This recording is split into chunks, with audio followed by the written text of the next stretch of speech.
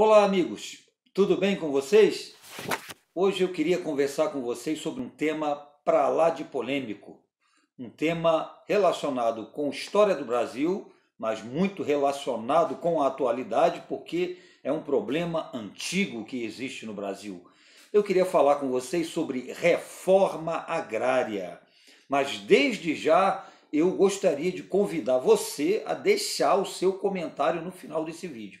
É um tema polêmico e quando o tema é polêmico, a gente sempre gosta de ouvir aqueles nossos seguidores, né? A gente sempre se empolga quando pode promover o debate. Essa é a proposta da Polis. Então, no final desse vídeo, que trata de reforma agrária no Brasil, não deixe de colocar aí o seu comentário, não deixe de colocar a sua opinião, não deixe de se inscrever e não deixe de compartilhar. Me acompanha nesse tema aí tão polêmico. Pois é, a questão da propriedade rural no Brasil é uma questão muito complicada. Existe no Brasil, indiscutivelmente, alguns problemas, eu não direi em dois, alguns problemas relacionados com concentração. Né? Concentração populacional em algumas regiões metropolitanas, concentração de renda nas mãos de poucas pessoas, má distribuição de renda, e o outro problema é a concentração da propriedade rural. Tá? Existe no Brasil muita terra nas mãos de pouca gente e muita gente que vive no campo sem terra. Tá? Ou seja, existe o que a gente chama de uma alta concentração da propriedade fundiária, né? Da propriedade rural no Brasil. Por isso se fala e sempre se falou na necessidade de se redistribuir essas terras, né? E fazer, enfim, uma reforma agrária no Brasil. Tá? Agora, uma coisa que muito pouca gente fala quando aborda o tema reforma agrária no Brasil é assim, a origem do problema, a raiz remota do problema. Como é que pode, por exemplo, segundo estatísticas, né, que a gente teve oportunidade de consultar antes de fazer esse vídeo aqui, antes de levar adiante esse vídeo, eu olhei algumas estatísticas, a gente fica assim horrorizado. 50% da propriedade rural no Brasil, isso é uma média, está nas mãos de 10% de imóveis. Tá? Então, significa o quê? Existe um absurdo excesso de concentração, tá, da propriedade rural. É claro que isso se deve principalmente à questão do agronegócio. Né? Grandes empresas de agronegócio concentram muita terra. E também, claro, grandes fazendeiros, pecuaristas, etc, etc. Não sei se você já ouviu falar na sigla Matopiba.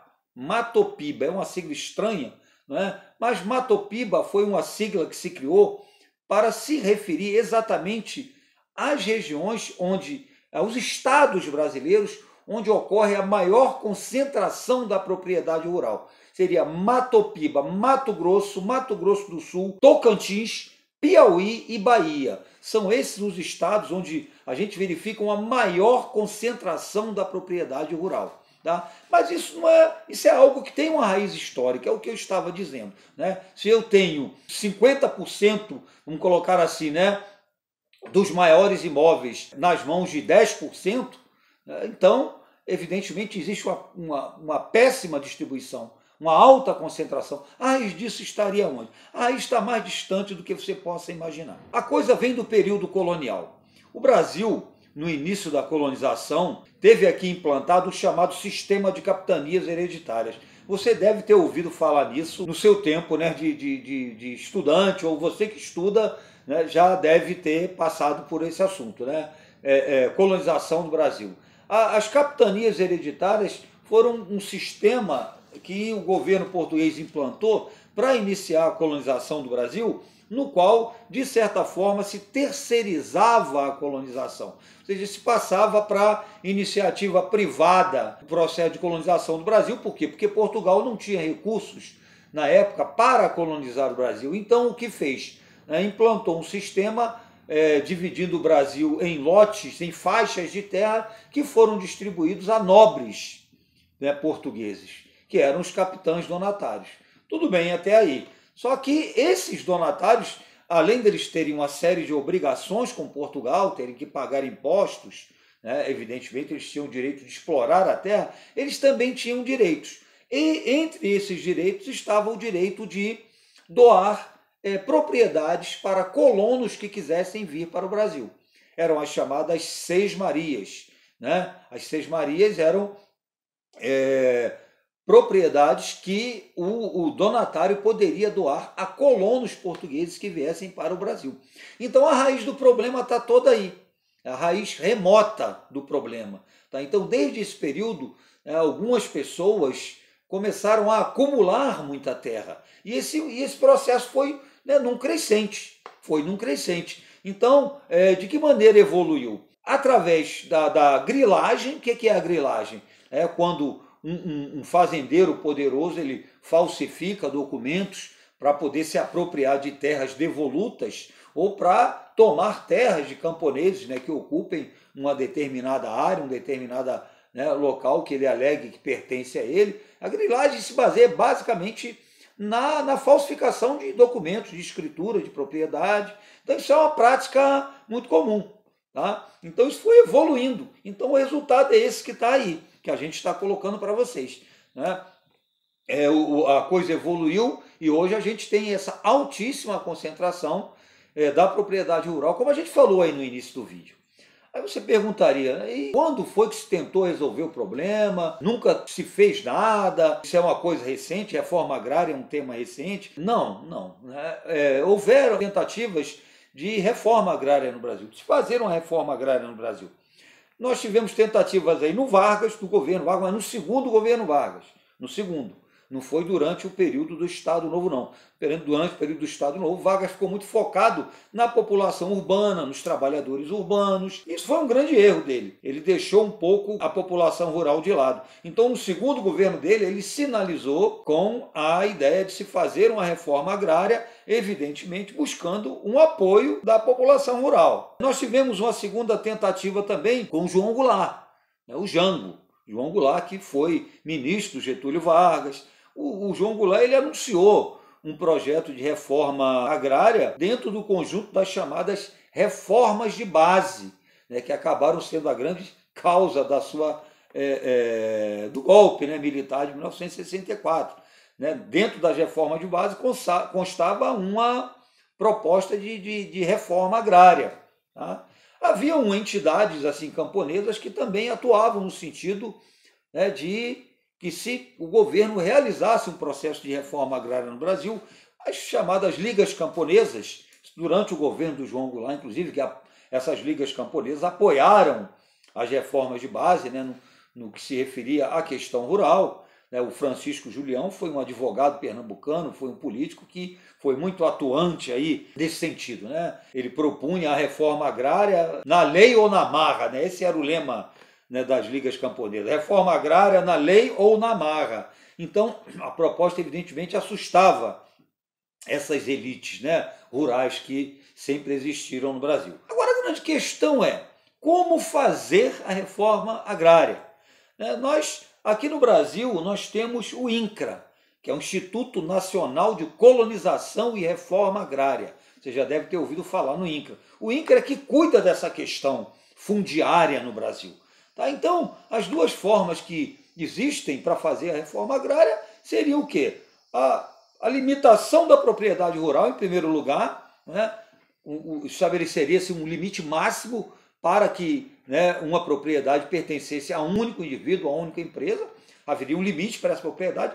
O que excedesse esse limite, o governo, teriam duas as opções. Ou o governo compraria o que excedesse esse limite, ou o governo simplesmente confiscaria. Seria uma solução politicamente muito mais complicada. Mas, evidentemente, os grupos como o MST, por exemplo, todo mundo já ouviu falar, evidentemente propõe realmente um confisco, porque seria uma forma de acelerar isso, considerando que, na visão dos que propõem a reforma agrária no Brasil, a aceleração desse processo, há muita terra improdutiva no Brasil.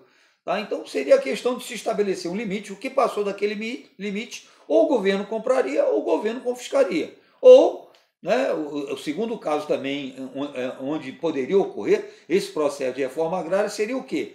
Terras improdutivas, que é terras que, mesmo que estivessem dentro de um limite máximo, né, estabelecido pelo governo, elas fossem terras improdutivas. Então o governo ou compraria ou simplesmente confiscaria. Conforme eu disse, que é uma solução politicamente extremamente complexa, muito complicada, até porque nós sabemos que lá em Brasília existe, né, uma bancada rural no Congresso Nacional que está atenta para isso aí, está antenada e, evidentemente, os obstáculos de natureza política para um confisco puro e simples são imensos. Tá? Então a questão é muito polêmica. Mas não é um problema mais antigo do que vocês imaginam. Lá em Roma, na Roma antiga, né, reforma agrária já era uma questão polêmica. Né? Júlio César, ele propôs uma reforma agrária, né, chegou a implantar com confisco de propriedades dos patrícios, propriedades, né, dos nobres, patrícios que, né, ele considerasse como improdutivas ou muito extensas. E resultado, todo mundo sabe como foi que Júlio César acabou. Nós tivemos tribunos da plebe em Roma, como os irmãos Graco, Tibério, né, e Caio Graco, que também, né, eram da plebe, trouxeram uma proposta de reforma agrária, também tiveram um final terrível.